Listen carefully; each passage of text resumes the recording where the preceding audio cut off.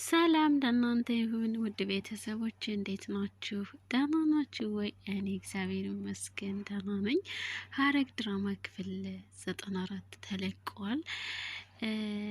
ኤፍራታ ለቤዚ ስልክ ትደውልላትና ቤዚ እንዲሁም እኮ ዛሬ አገኝሻለሁ ብዬ እያሰብኩሽ ነው የደወልሽው ትላታለች። ኤፍራታ መረ ዛሬ ምን ነው በሰላም ነው? ይቅርታ ቤዚዬ ዛሬ እንኳን የምችል አይመስለኝም ትላታለች። ቤዚም በሰላም ነው እንዲሁ እንድናወራ ፈልጌ ነው። ችግር የለውም እንዴ የምን ይቅርታ ነው? ደግሞ እኮ ለአንቺ መውጣት ምን ያክል ከባድ እንደሆነ እረዳሻለሁ። ኤፍራታም አይ እንደዚያ ሳይሆን የአፌት ስራ ትጀምሪያለሽ እያለኝ ነበረ ትላታለች። ቤዚም ስራ የምን ስራ እፉዬ አልገባኝም ስትል ያፌትም ያው ኤፍራታ ማለት ነው ያው ቤት ከመዋል ብዬ ስራ እንዲሰጠኝ ጠየቅኩት። ከዛው ነገሩን ቸላ ብሎት ነበረ። ትናንትና ነው በድንገት ስራ ትጀምሪያለሽ ያለኝ ትላታለች። ቤዚም እንግዲህ አይ ይህ እንኳን በሰላም አይመስለኝም፣ እባክሽን እፉዬ ተጠንቀቂ፣ የማትወጪ ችግር ውስጥ ሊከትሽ ነው የሚሆነው፣ እባክሽን ተጠንቀቂ እሺ እፉዬ ትላታለች።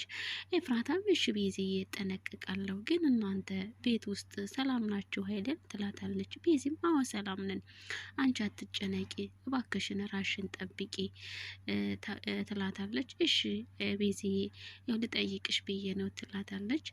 ከዛ ደግሞ ሉሊት ሳሎን ቁጭ ብላ እንግዲህ እጇን እያየች አይ አረ በጣም ቆስሏለኝ፣ አንድም ሰው እኮ የጠየቀኝ የለም እያለች ሳለ ስልክ ይደወልላትና ከዛ ደግሞ እንዴ ማን አባት ነው ደግሞ በዚህ ሰዓት ስልክ የሚደውለው በላ እንግዲህ ማንሳት አይቀርምና ታነሳዋለች። ከዛ እንዴት ነሽ ሉሊት ሲላት ደህና ነኝ፣ ቆይ ደግሞ አንተ ማነ ስትለው አለቃ እንድደውልልሽ ነግረውኝ ነው የምንነጋገረው ነገር ስላለ ስለተፈጠረው በአይንሽ ስላየሽው ነገር መተሽ በደንብ መነጋገር አለብን ይላታል። ሉሊት እንዴ እና ይህን አስቀድማችሁ ጥፍሬን ከማውጣታችሁ በፊት አትናገሩም ነበር? አሁን ነው ትዝ የሚል ትለዋለች። የደወለላትም ሰውዬ የታዘዝኩትን ነው የነገርኩሽ፣ መምጣት አለመምጣትሽ ንገሪኝና ለአለቃ መልእክቱን አደርሳለሁ ይላታል። ሉሊትም አይ እኔማ ምን አማራጭ አለኝ ያው እመጣለሁ ትላለች። እሱም ከዛ በጣም ጥሩ ሌላውን ስትመጭ እንነጋገራለን ይባባሉና ስልኩን ትዘጋለች። ከዛ በኋላ ደግሞ አልመጣም ብላቸው አንገቴን ሊቆርጡኝ ይችላሉ፣ ምን እንደማደርግ አላቅም፣ ፈጣሪ ሆይ እባክህን አንተ እርዳኝ እያለች እያለ ከዛ ብድግ ብላ ፎቅ ልትወጣ ስትል እንግዲህ ከወትሮው የተለየ ልብስ ነበር ለብሳ የወጣችውና ስትመጣ ታያታለች። አንቺ ምንድን ነው የምትመሲው ስትላት ጺም ከዛ ምን አገባሽ ስትላት ሉሊትም ለምን አገባሽ አይመለከትሽም ስትላት ሉሊትም ለምን አይመለከተኝም እንዲህ ብለሽ እየወጣሽ ምን እንደምታመጭብን ማን ያውቃል እንዴ ችግር ብታመጭብን ስትላታለች። ከዛ ጺም እኔ ጺምን ምናልሽ አንቺ ማን ነው ችግር የሚፈጥረው በያ ተናገሪ ብላ በቃ ትናደድባታለች። ሉሊትም አንቺ ነሻ ስትፈልጊ ፍቅር ያዘኝ ምናምን ትያለሽ፣ ስትፈልጊ ረሳው ምናምን ትያለሽ ትላታለች። ከዛ ሆይም ግጥም አድርጋት ይዛትና አሁን እዚህ ግድግዳ ላጋጭሽ ትላታለች። ከዛ ሉሊትም እንግዲህ ቤዚን ትጠራትና ቤዚን ከፎቅ ትወርዳለች። ከዛ ቤዚ ምንድነው ቆይ ልታሳብዱን ነው እንዴ ቆይ ምንድነው አለባበስሽ ስትላት ሉሊትም ይኸውልሽ ቤዚዬ ይህ አለባበስሽ ምን ሆነሽ ነው ስላት እኮ ነው ልትገለኝ የነበረው ትላታለች። ከዛ ቤዚም እንደዚህ ለብሰሽ የት ነው የሄድሽው ትላታለች። የውጪም ተናዳ ፎቅ ወጣ ነበረ ክፍሏም የትም ከዚህ አካባቢ ነበርኩኝ ትላታለች። ቤዚም ምን እንደሰለቸኝ ታውቂያለሽ? የእናንተ በየቀኑ የሚቀያየር ባህሪ፣ ሁሉም ነገር ነው በጣም የሰለቸኝ። እኔ ተስፋ ባለመቁረጥ እጠይቃለሁ፣ የምጠይቃችሁ ጥያቄ ሁሉ በጣም እያስጠላኝ ነው።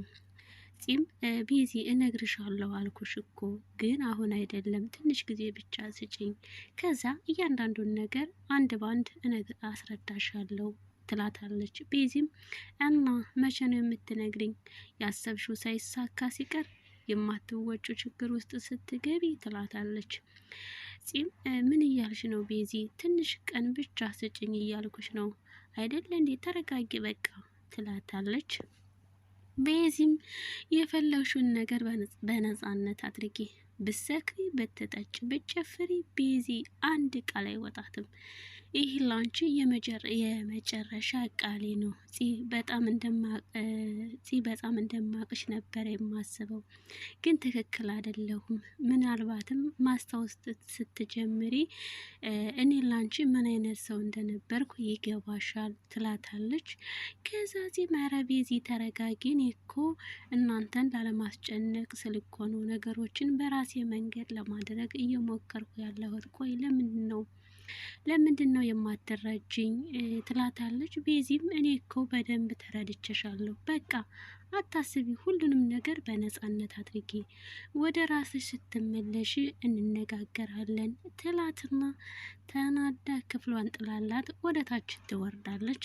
ከዛ ሉሊት እንግዲህ ሳሎን ቁጭ ብላለች እና እንግዲህ ቤዚም ተናዳ ስለነበረ በጽዮን ተናዳ ስለነበረ ከዛ ሉሊትም አየሽልኝ የሌለ ቤዚዬ፣ አንቺ ባደርሽልኝ ኑሮ ያቺ ሰይጣን የሆነች ልጅ ገላይ ነበረ ትላለች። ከዛ ቤዚም ዝም ስትላተኝ ከዛ ደግሞ ሉሊት አንቺ ደግሞ ለምንድን ነው መልስ የማመልሽልኝ እንዴ? ታላቅ እንደ ታላቅነቱ የማይከበርበት ቤት ምንድን ነው ችግራችሁ? ትላታለች። ከዛ በዛ መሀል ደግሞ ለቤዚ እንግዲህ ስልክ ይደወልላታል። የደወልላትና ወደ ነበረ ስለ ስፖርቱ ነው ምን እየወሩ ነበር። ከዛ ሉሊትም ስልክ ቤዚ ስልኩን ከዘጋችሁ በኋላ ሉሊትም አንቺማ ቀንም ሌሊትም መደዋወል እኔን ከዚህ ቁጭ አድርጋችሁ ስትል ቤዚ እና መቆም ነዋ። ሲጀመር የራስሽ ስራ ነው እንዳትወጭ ያደረገሽ እንጂ እኛ አይደለንም ትላታለች። ከዛ ሉሊትም ቀበል ታደርግና ቆይ ቤዚ ሰሞኑን ተስማምተናል ነበረ እንዴት ትላታለች። ደግሞ መለስ ታደርግና ከዛ ቤዚም እንግዲህ ቤዚም እንዴ አንቺ ነሽ ምን እንደተፈጠረ ምን እንደሆንሽ እማትነግሪን፣ ርቀታችንን እያሰፋሽው ያለሽ እኮ አንቺ ነሽ ትላታለች። እንግዲህ ሉሊት ማን እንደዚህ እንዳደረገች ንገሪን ሲሏተኝ አልተናገረችም። ናታንም እንግዲህ ማን ነው እንደዚህ ያደረገሽ ንገሪኝ ሲላተኝ ውሻ ነክሶ ምናምን ነበር ያለችው ማለት ነው። እና ከዛ እንደዚህ ስትላተኝ ሉሊትም በዚህ ሰበብ ልታወጣጭኝ ፈልገሽ ነው አይደለ? ነቅቼብሻለሁ ትላታለች ማለት ነው። ከዛ ቤዚም እንዲሁም አትንገሪኝ የራስሽ ጉዳይ ትላታለች። ከዛ እንግዲህ እንደዛ እየተባባሉ ነበረም። ለዛሬ ይሄን ይመስላል። አመሰግናለሁ። እናም ውድ ቤተሰቦችን ላይክ አድርጉ፣ ሰብስክራይብ አድርጉ፣ ሸርም አድርጉ ማለት ነው።